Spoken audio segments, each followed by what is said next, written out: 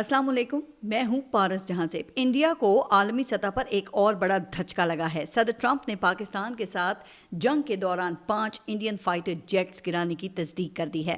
White house में Republican अरकान कांग्रेस से खिताब में सदर ट्रंप का ये कहना था कि हकीकत में 5 तैयारे मार गिराए गए थे। सूरत हाल बद से बदतर थी, जिसके बाद उन्होंने ये जंग रुकवा दी। अगरचे फाइटर जेट्स गिराने का एतराफ़ आपको याद होगा कि इंडियन फौज के CDS अनिल चौहान भी कर चुके थे, लेकिन कितने जेट्स गिरे इस हवाले से इंडिया ने सरकारी सतह पर कोई नंबर नहीं दिया। बल्कि कुछ दिन पहले national security adviser Ajit Doval का कहना ये था कि पाकिस्तान के जवाब में इंडिया का ग्लास तक नहीं टूटा। अब सदर ट्रंप के बयान के बाद अगर तो अजित डोवाल में हिम्मत है तो ज़रा इसकी तरदीद तो करके दिखाए। लेकिन उसने क्या तरदीद करनी है? अभी तक उसका गुरु मोदी अपनी ज़बान से सदर ट्रंप के जंगबंदी के दावे की तरदीद नहीं कर सका, और अब तो कोई 2 दर्जन से ज़ायद बार अमरीकी सदर ने ये दावा कर दिया है। लेकिन लगता ये है कि आजकल इंडिया के जनाब बुरे दिन ही चल रहे हैं। उधर बहरीन में होने वाली वर्ल्ड स्नूकर चैम्पियनशिप के फाइनल में पाकिस्तान के मोहम्मद आसिफ ने इंडियन हरीफ को हरा दिया है। मोहम्मद आसिफ ने वर्ल्ड चैम्पियन का एजाज़ हासिल कर लिया है और इस शानदार कामयाबी पे मोहम्मद आसिफ को खिराज तहसीन। और याद रहे कि अंडर 17 स्नूकर का वर्ल्ड टाइटल भी पाकिस्तान के पास है, जिससे इस बात का अंदाज़ा लगाया जा सकता है कि इस खेल में पाकिस्तान का कितना पोटेंशियल है। वैसे पोटेंशियल तो दीगर शोबों में भी है, लेकिन कहीं अमल की कमी है और कहीं इसमें बदअमली की मिलावट है, जिसकी बड़ी सबसे एग्जाम्पल जो है वो मुल्क में कायम ये जुगाड़ सिस्टम है। लेकिन उस वक्त तक कोई भी निज़ाम या स्ट्रक्चर पायदार नहीं होता जब तक उसको मजबूत बुनियादों पर कायम न किया जाए। अब ये फितरत का उसूल है, लेकिन क्या किया जाए कि जिसके पास ताकत और इख्तियार आता है वो अपनी माली मफाद और सियासी तरजीहात को देख कर फैसले करता है, जिसके सामने फिर ये जो उसूल और ज़ाब्ते वगैरह है ना, ये फिर मोम की नाक साबित होते हैं। मगर कब तक?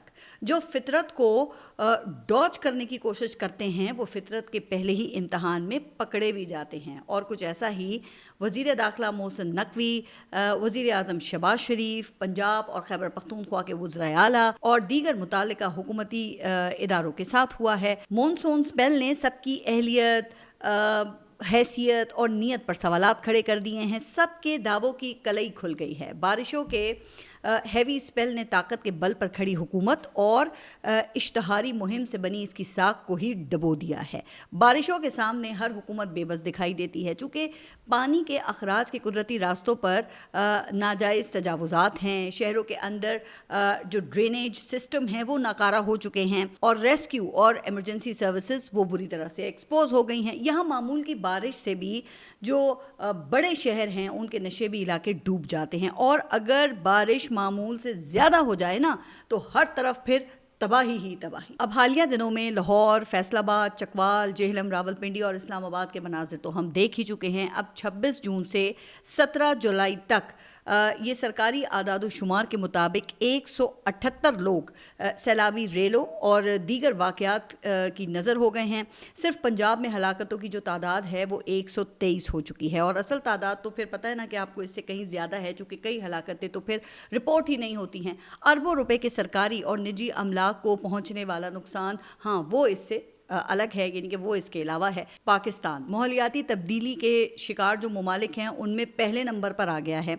लेकिन क्या ज़िम्मेदार इदारे और हुकूमतें इस चैलेंज के लिए तैयार हैं? अब 2005 के ज़लज़ले के बाद नेशनल डिज़ास्टर से निपटने के लिए NDMA बनाया गया था।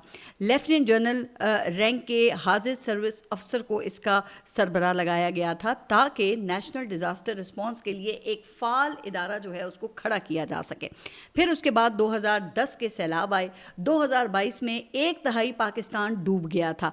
फिर यहाँ पे सवाल तो है ना कि क्या तसलसल से आने वाले इन छोटे बड़े सैलाबों से कोई तजुर्बा या सबक हमने हासिल किया है? 20 सालों में NDMA ने क्या अपनी कैपेसिटी बिल्डिंग की है? क्या इसका काम जो है वो सिर्फ ये अलर्ट जारी करना रह गया है? आज भी इस इदारे के सरबराह एक लेफ्टिनेंट जनरल हैं, और जब कभी भी रेस्क्यू की ज़रूरत पड़ती है तो फ़ौज को ही मदद के लिए बुलाना पड़ता है। अब अगर NDMA ने सिर्फ अलर्ट ही जारी करना है تو اس کام کے لیے تو پھر یہ محکمہ موسمیات کافی ہے نا, پھر اس ادارے کا بوجھ اٹھانے کی ضرورت کیا ہے, آپ اسے بند کر دینا. لیکن جناب ابھی صورتحال اس وقت یہ ہے کہ NDMA الرٹ جاری کر کے جو بال ہے وہ صوبائی اور مقامی حکومتوں کی کورٹ میں پھینک دیتا ہے. صوبائی حکومتوں کی ہاں پھر ان کی اپنی ترجیحات ہیں, وہاں سیاسی اور مالی مفاد کے تحت منصوبوں کی ترجیحات طے کی جاتی ہیں. اب وزیر اعلیٰ پنجاب کو تو اداروں کے نام اپنے اور اپنے والد صاحب کے نام پر رکھنے سے فرصت نہیں ہے, جبکہ جو CM خیبر پختونخوا ہیں وہ اپنی کرسی بچانے کے لیے بیلنسنگ ایکٹ میں مصروف رہتے ہیں. تو اب رہ گئیں مقامی حکومتیں. تو پنجاب نے تو ایسا پھر کوئی تکلف ہی نہیں کیا نا, وہاں پر اب تک بلدیاتی الیکشن ہی نہیں کروائے گئے, اس ڈر سے کہ کہیں کوئی سیٹ بیک نہ ہو جائے. اچھا, دوسری وجہ یہ ہے کہ اگر وہاں پہ پھر مقامی حکومتیں آ گئیں تو پھر صوبائی ایوارڈ کے ذریعے انہیں فنڈز بھی دینے پڑیں گے, اور اگر فنڈز انہیں دے دیے تو پھر MNAs اور جو MPAs ہیں ان کا کیا ہوگا, ان کے پیٹ کیسے بھریں گے. اب اس چکر میں عوام مرتے ہیں تو مرتے رہیں, اقتدار تو باقی ہے, لوگوں کا کیا ہے, 2 مریں گے 4 اور یہاں پیدا ہو جائیں گے. تو یہ سوچ ہے ہمارے حکمرانوں کی, ورنہ کیا اتنا بھی کوئی بے حس ہو سکتا ہے. سوچیں کہ عوام سیلابوں میں مرتے رہیں, لوگوں کی جمع پونجی, شیلٹر, روزگار اور ملک کی فوڈ سیکیورٹی وہ داؤ پر لگی ہوئی ہے, اور حکمران اقتدار کا کھیل کھیلتے رہیں.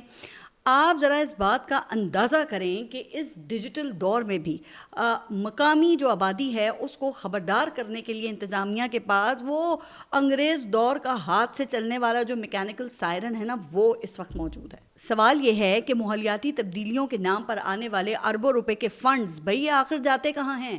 ورلڈ بینک اور IMF سے ماحولیاتی تبدیلیوں کے اثرات پر قابو پانے کے نام پر اربوں ڈالر کے قرضے لیے جاتے ہیں.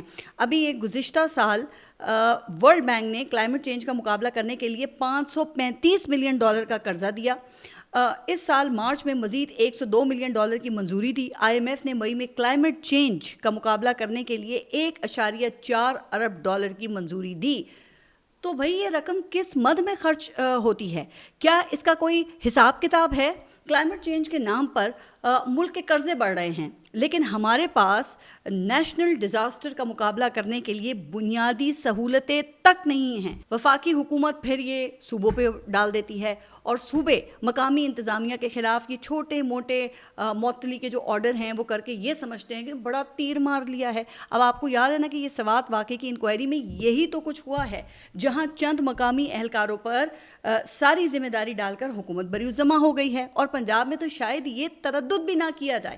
اچھا, یہ تو بات ہو گئی حکومتوں کی سوچ, کیپیسٹی اور ان کی ترجیحات کی. اب سوال یہ ہے کہ کیا سیلابوں سے ہونے والی تباہی یہ اللہ کا عذاب ہے یا ان حکومتوں کی بدعمالیوں کا نتیجہ ہے؟ یہ جاننے کے لیے میرے سامنے پھر اسلام آباد کی تازہ ترین مثال موجود ہے. اب عام طور پہ تو خیال یہ کیا جاتا ہے کہ باقی ملک کے مقابلے میں اسلام آباد کا جو انفراسٹرکچر ہے وہ بہتر ہے, کیونکہ یہاں منصوبوں کی تکمیل میں کرپشن کا لیول بھی کم ہے اور مانیٹرنگ بھی زیادہ ہے. لیکن یہ جو حالیہ مونسون سپیل تھا اس نے وفاقی حکومت کا یہ بھرم بھی ختم کر دیا ہے. اربوں روپے کی لاگت سے ابھی حال ہی میں یہ تعمیر ہونے والے جو انڈر پاسز ہیں نا, یہ اپنا پہلا مونسون سیزن بھی نہیں نکال سکے ہیں. اب بارشوں کے بعد یہ F8 طیب اردوان انٹرچینج, جنا ایونیو اسکوائر اور E11 انٹرچینج کی بنیادیں وہ ہل کر رہ گئی ہیں. عام طور پر ایسی خبریں آپ کراچی کے بارے میں سنتے ہیں جہاں بننے والی جو سڑکیں ہیں وہ ایک بارش کی ہی مار ہوتی ہیں, لیکن اب لگتا یہ ہے کہ اسلام آباد نے اس معاملے میں کراچی کو پیچھے چھوڑ دیا ہے. اب یہ ہوا کیسے؟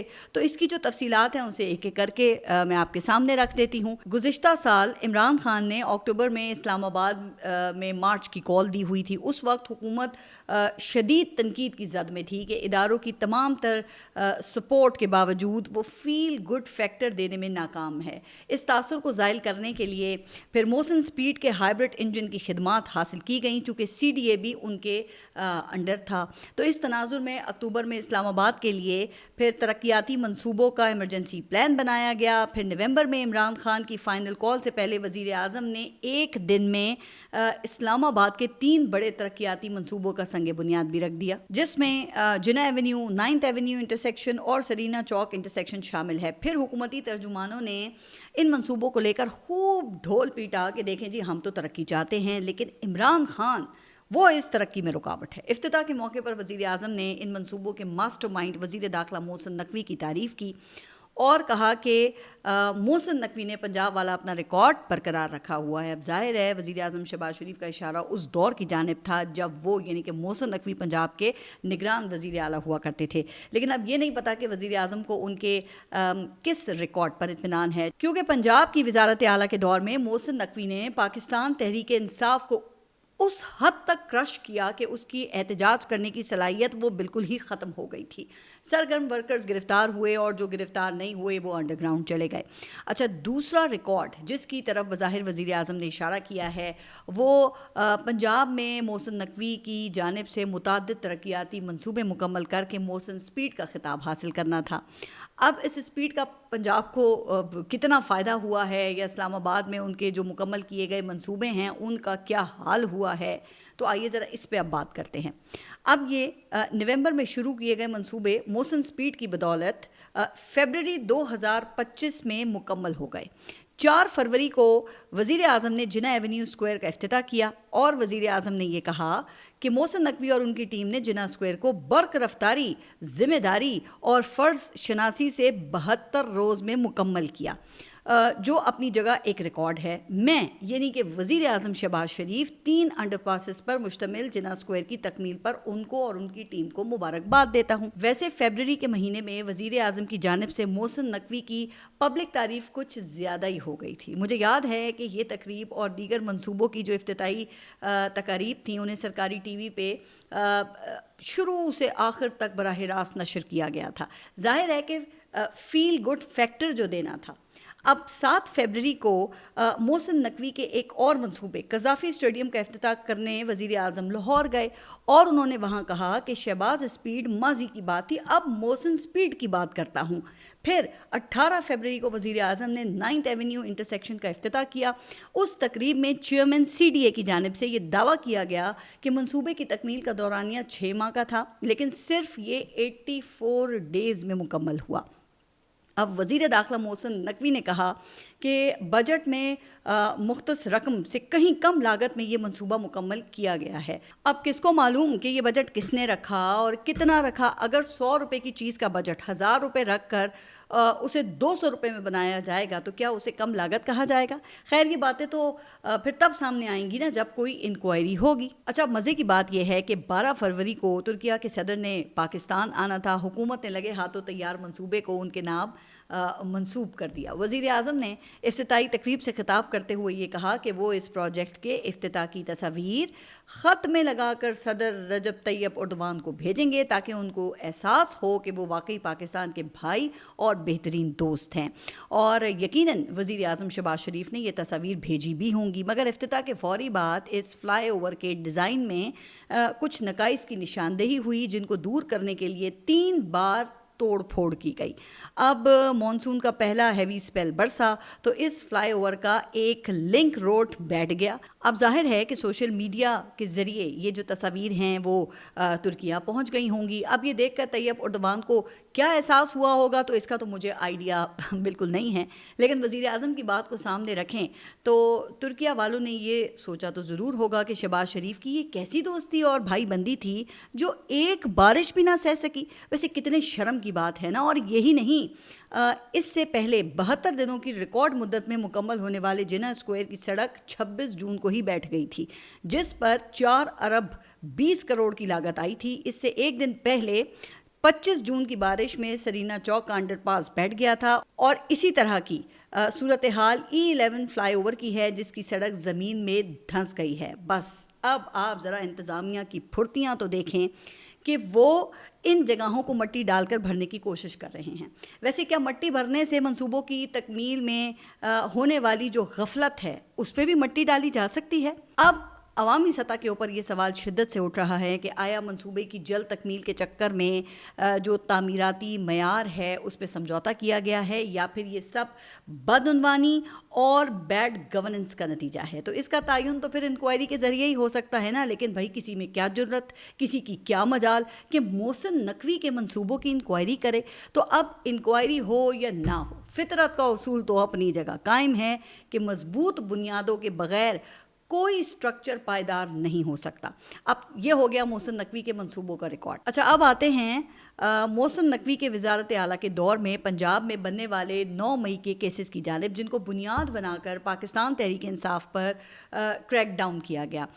ان میں سر فہرست عمران خان اور کچھ دیگر اسیر رہنماؤں کے خلاف 9 مئی کی سازش کا کیس ہے, اور اس کیس کی رپورٹڈ تفصیلات میں ایک اپنے گزشتہ ولاگ میں آپ کے سامنے رکھ چکی ہوں, جس کے مطابق زمان پارک کی ایک میٹنگ میں 9 مئی کی منصوبہ بندی کی گئی, جس کے گواہ کچھ پولیس اہلکار تھے جنہوں نے چھپ کر اسے سنا, پھر اس کی بنیاد پر مقدمہ قائم کیا گیا. اب حال ہی میں کوٹ لکھپت جیل میں شاہ محمود قریشی, یاسمین راشد اور دیگر رہنماؤں کے خلاف اس مقدمے کی سماعت ہوئی ہے, اور مقدمے کا سٹار وٹنس پولیس اہلکار احسان افضل ہے, جس نے بیان یہ دیا تھا کہ میرے سامنے 9 مئی کی سازش ہوئی. جب عدالت نے اس کی حاضری کا ریکارڈ منگوایا تو یہ پتہ چلا کہ اس دن وہ چھٹی پر تھا, جبکہ دوسرا جو سٹار وٹنس تھا وہ پولیس اہلکار منیر ہے, جو عدالت کو بتائے بغیر عمرے کی ادائیگی کے لیے سعودی عرب چلا گیا. چونکہ چیف جسٹس نے 9 مئی ٹرائلز 4 ماہ میں ختم کرنے کا حکم دیا ہے, اس لیے عدالت نے